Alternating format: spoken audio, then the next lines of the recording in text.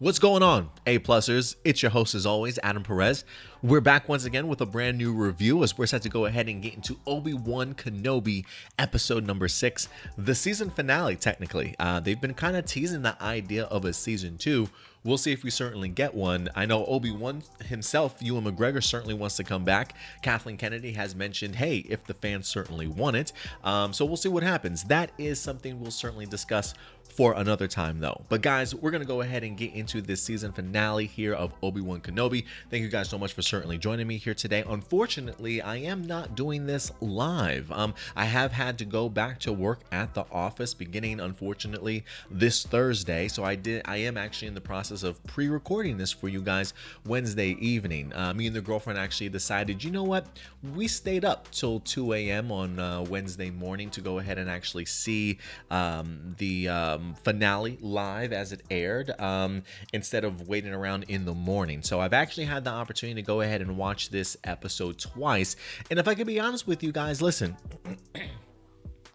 I feel like upon the second viewing, I actually found myself enjoying this episode a little bit more. I felt like maybe the first time I went in, maybe I was going in a little bit critical. Maybe the idea that I thought episode 5 was a really great sort of build up to a great conclusion, so I had a lot of pressure on this particular episode, and so certain things hit me a certain type of way when I watched it. But then again, it was also 2 o'clock in the morning and I'm kind of tired, so upon a refresh and an actual watch earlier on this afternoon, once again, I actually found myself enjoying the episode a little bit more. Now don't get me wrong, I definitely have my issues with the writing when it comes to this series and it comes to this particular episode. Is there definitely some plot holes and just some really questionable decisions by some of the characters in here that make me scratch my head and really want to ask some questions, and it kind of threw me off in the regards to things.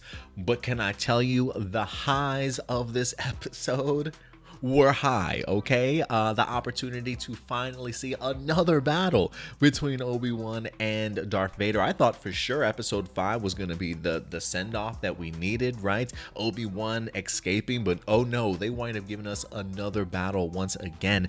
And even outside of that battle, there are aspects of this episode I certainly enjoyed, and again, others that really make me kind of scratch my head. So this series has been a little bit of a roller coaster for me, honestly, when it comes to its storytelling, but overall I've enjoyed it. I've actually enjoyed it more than I have the Book of Boba Fett. I have felt at times the depth in this particular series and the importance, and there are aspects of Obi-Wan Kenobi's journey in here and just his storyline with Darth Vader that have truly won me over. Do I think we certainly have gotten more? Absolutely. But based off of just the story that this particular series told, I enjoyed the season finale. I truly did, with the exception, like I said, of some things, and we'll definitely go ahead and get into it. But man, we got to talk about this particular battle. I mean, first off, the planet choice was brilliant. The idea that we're watching them fight sort of in the middle of the night under moonlight, which is really like the only light that it winds up providing, with the exception of their lightsabers. I mean, it literally looked like they ripped these scenes out of legit concept art or just artwork on a painting. I mean, it was just that beautiful in regards to the scene selections. I mean, I honestly really appreciated Deborah Chow in this episode. I thought she did a marvelous job in directing this lightsaber battle, which now for me, this is like top 3, maybe top 4. I mean, this may be top 3. This is probably top 3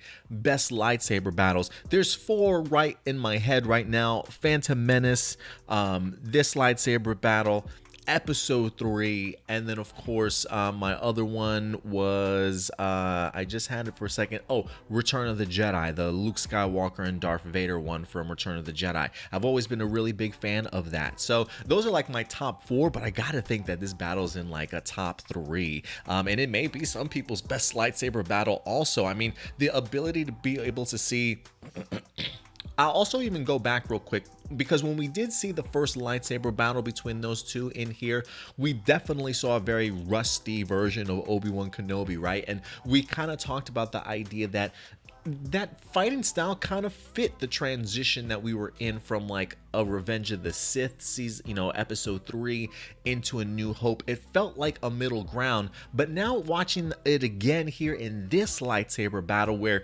they're coming prepared, like they know what they're getting themselves into. They're not playing around. Obi-Wan Kenobi has tapped back into the Force. It's been filling him up. He's ready to go. You know what I mean? And so the idea that we get to see these two battle and see their lightsaber forms again, is there twirling? Absolutely. I mean, Ewan McGregor's always been great at the whole behind the back. I mean, they've both been amazing lightsaber artists, Ewan and Hayden. But I do think you can certainly see a little bit of a drop off, certainly due to age, right? Like, while Vader can certainly do some really cool things, he's not doing Anakin Skywalker's moves all over the place like he used to. But I gotta tell you, man, Obi-Wan certainly brought it. Vader certainly brought it. I definitely felt the emotion in this particular battle. And I really, really loved it. Like, my God. I mean, it was incredible, just the choreography. The ability of seeing them use their Force powers, too. I even love seeing Vader use a stone to kick Obi-Wan's legs from under him. I thought that was super creative. And then literally just the idea of just chucking rocks on this dude one after another, right? I mean, talk about Vader finally having the high ground in here. I'm glad that they didn't hit us with the line of Vader saying, "No, I have the high ground." Like, I was like, okay, that's a little bit too on the nose. But I love, like, visually the idea of now seeing Vader at the top of that hill, right? But he gets those rocks crushed on him, seeing Obi-Wan underneath, and then just kind of exploding out, and then at some point literally using the Force, in which was just an incredible showcase, one unlike I feel like I've seen Obi-Wan do, but we know that he's certainly more than capable of doing it. So to be able to see him just chucking those boulders back at Vader, I mean, they went at it. They definitely went at it. They certainly knew what was at stake. And listen, I really appreciated sort of that solitary moment for Obi-Wan at the very beginning of this episode, when he makes that decision, I gotta leave this group and steer Vader away. When he comes to that conclusion, just the idea of him sitting in his thoughts, maybe tapping into the Force, looking at his lightsaber sort of thing, and really getting ready for battle. I think he winds up saying in that moment, he says, "I have to face him, whether he dies or I do. This ends today." And just sort of that full commitment to finally putting an end to the situation that they found themselves in. So they definitely brought it in this battle, and they did not shy away whatsoever. And then, of course, we wind up getting the huge memorable moment of Obi-Wan not only damaging his respirator system, but also cracking his helmet in half. And listen, I know that this simply echoes Star Wars Rebels in an incredible way. For me, while it definitely hit home for Ahsoka based off of their apprenticeship between each other, the idea of a master and Padawan and knowing the failures of Obi-Wan leading up into that moment and stuff, and seeing what happens with Anakin and his just downfall, it was super powerful. And again, all series long, one of my constants has been Ewan McGregor has been incredible in this, and for him to showcase the level of emotions with the most minimal dialogue is crazy to me. How good he is at what he does. I mean, the swelling of the tears, even apologizing, to Anakin. Ewan McGregor's performance is everything in here, man. The little brief conversation that we wind up having between Vader and Anakin once we actually see Hayden Christensen finally for the first time. I was wondering, not for the first time, technically for the second or third time in here, but visually really being able to see under that helmet, the makeup design incredible. There's a really cool aspect to hearing Hayden's voice as Anakin, and then James Earl Jones's voice kind of cut in there also. It was just a really interesting feedback. You had the reflection of the blue and red light, almost like against him, like Vader was coming in and out of his Anakin or Vader thoughts, or just that great representation between the two characters. I mean, again, brief dialogue, but the idea that he says Anakin is gone, I am all that remains. After he apologizes to him and says, I'm sorry. He says, I am not your failure, Obi-Wan. You didn't kill Anakin Skywalker. I did. And I was like, yo, talk about like a stab to the heart, right? The idea of almost feeling like a man's humanity is officially gone, of the idea of saying this darkness, this hatred that is inside of me has overcome Anakin, and I'm just not that dude anymore, bro. Like he's done. And that definitely hits close to home for Obi-Wan Kenobi here.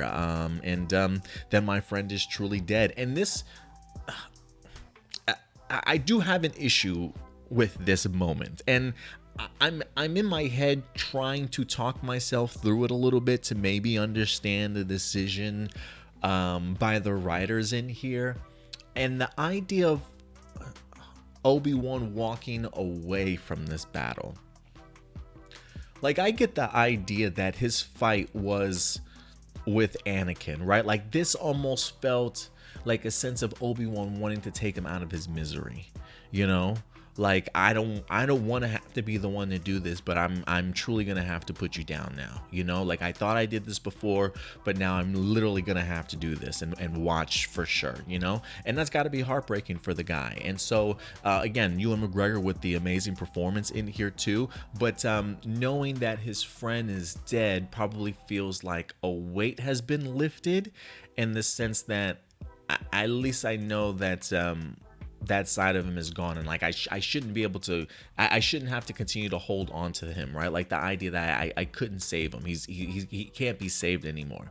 So I am interested in the idea of him walking away, and simply because of the fact that, I know you haven't been a Jedi, if you will, in the past 10 years or so, but the idea of letting Vader live in that moment when you had the opportunity, right? Like, there's something fascinating about the conversation that Reva wind up having with Obi-Wan the previous episode, right? When he recognizes that she's a youngling, and he says, why are you working with him? You're trying to get close to him, right?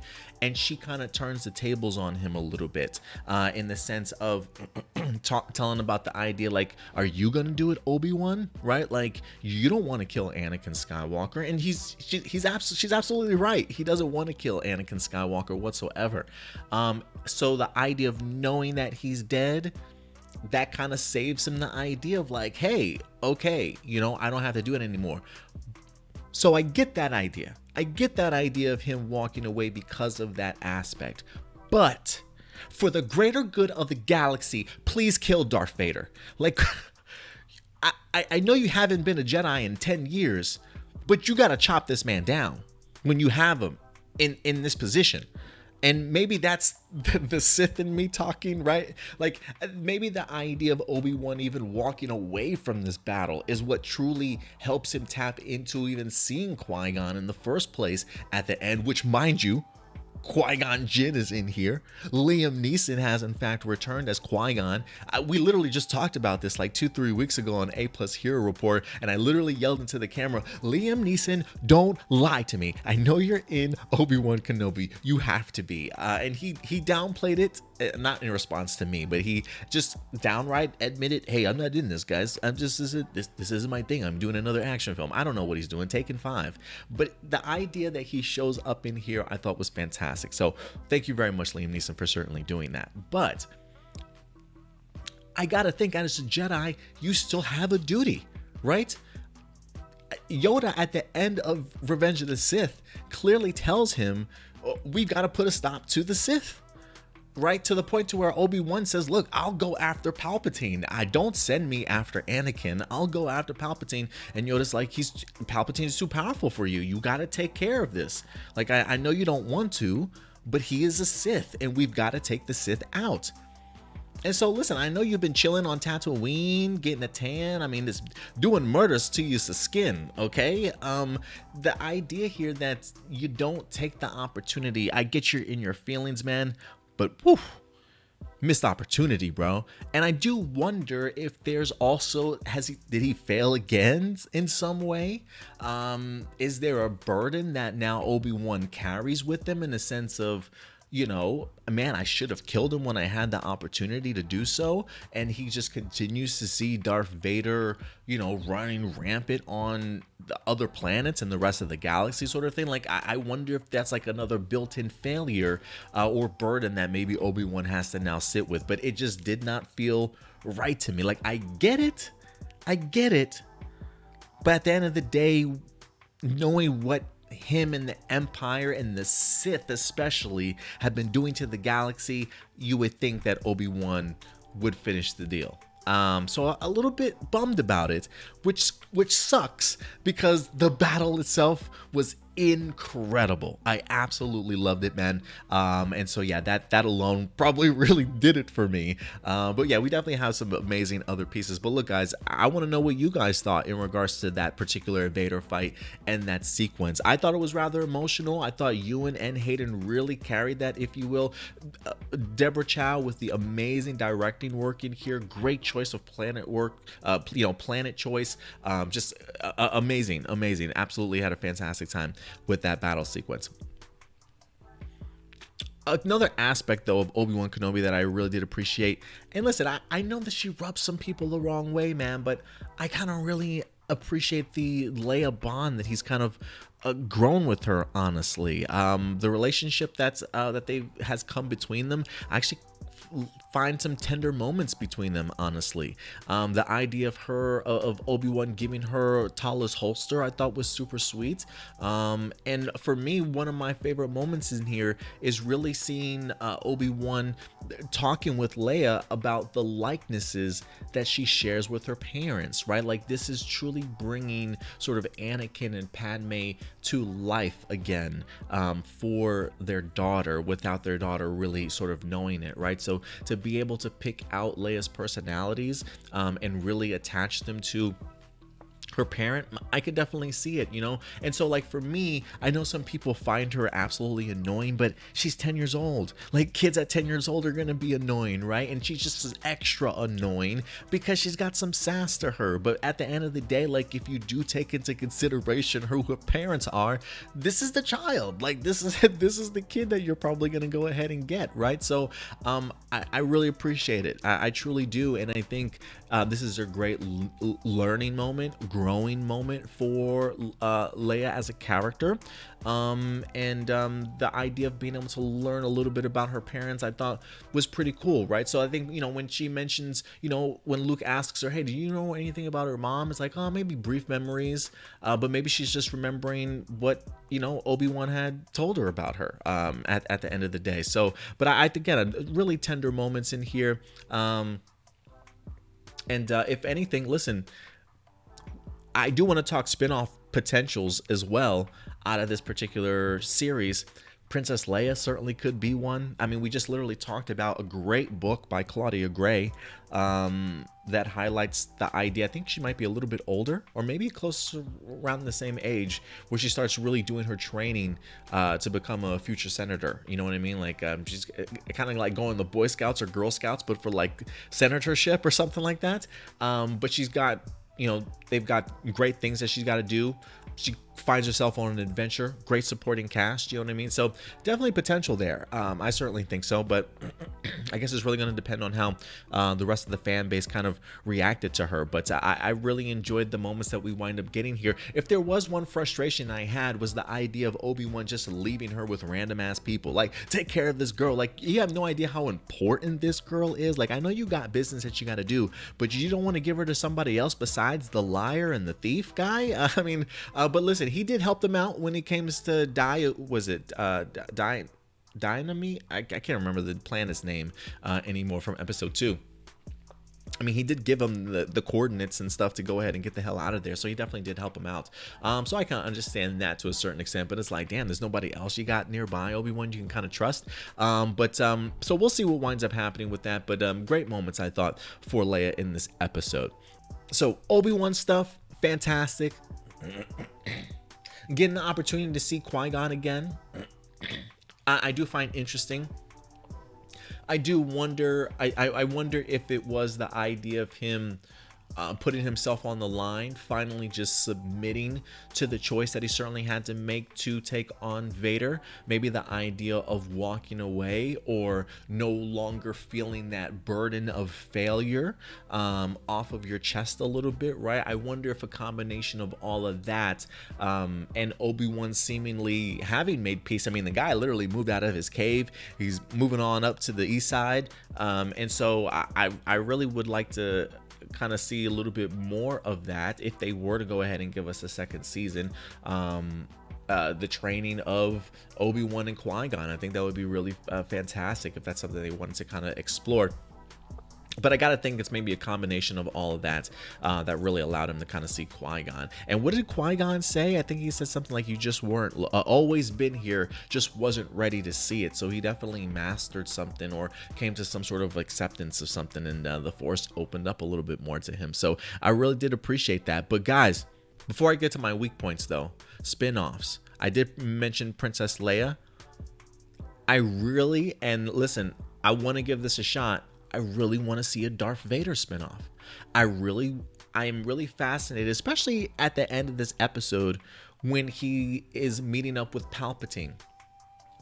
Because we clearly see that while Anakin Skywalker is dead, Darth Vader is still struggling. There's still hate for Obi-Wan. The yelling for Obi-Wan after he winds up escaping the planet, right? What if this is just like a tragic tale of like they meet up again in season 2 and like Anakin just cannot beat his old master. Like he just has his number. He's just his fucking kryptonite, and he does not win until episode 4, and it's just because Obi-Wan sacrifices himself for the greater good. You know what I mean? That would be pretty fascinating for his master to constantly be in his mind to drive that rage and hate for such a long time. You know what I mean? If you can get him to have to struggle with that, and also Darth Sidious poking and prodding, because listen, the Sith do not coddle each other. You know what I mean? Are you weak? Are you a pussy? Like, I mean, like, he's really gonna get at you. And he kind of even tests him in here. He's like, I don't know if you're as strong as I thought you were, you know? And Vader immediately knows, like, oh shit, is he gonna try and replace me? And he's like, no, master, I'm good to go. So that is fascinating to me. I would love to see how Sidious treats somebody like Vader, to go ahead and continue to build that rage and anger inside of him and that struggle. I think there's a really good spin-off series of at least 6 episodes if you wanted to explore and bring Hayden back and get an opportunity to really see him perform once again. So I think that's a great one. And the other one that I was going to showcase is like, is there a Reva spinoff somewhere in here? And listen, guys, talking about the cons, I just thought that Reva's storyline, her redemption at least, was just weak to me. And listen, if you've been watching my previous episode reviews, you know I'm a big fan. I'm a huge fan of Reva. I think Moses Ingram delivered 5 episodes out of the 6. And I don't even think that this was her fault so much as it was the writing.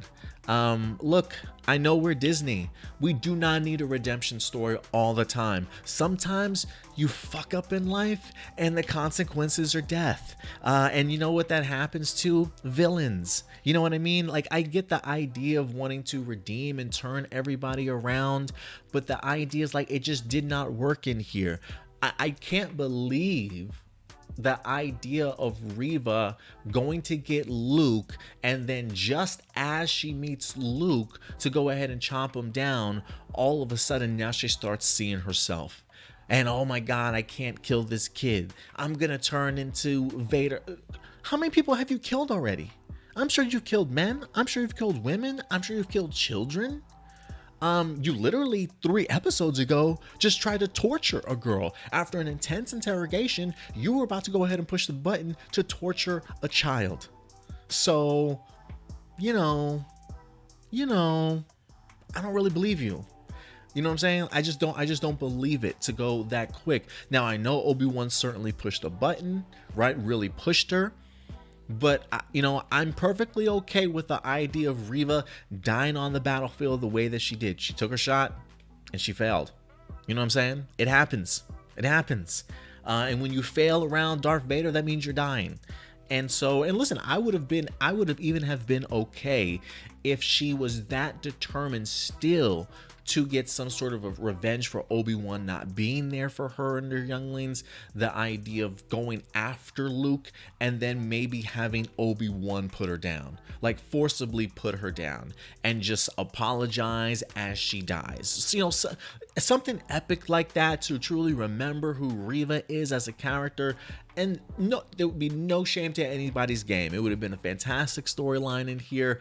But the idea of like, all of a sudden on the turn of a dime, after you just beat up his family, poor you know, Owen and Beru, they should be dead technically, right? I mean, the moment that she's not chopping these two down is the moment I'm like, oh, here comes the redemption, right? Like, if she's not gonna kill them, she's not gonna kill Luke. You know what I'm saying? And we know how this story ends.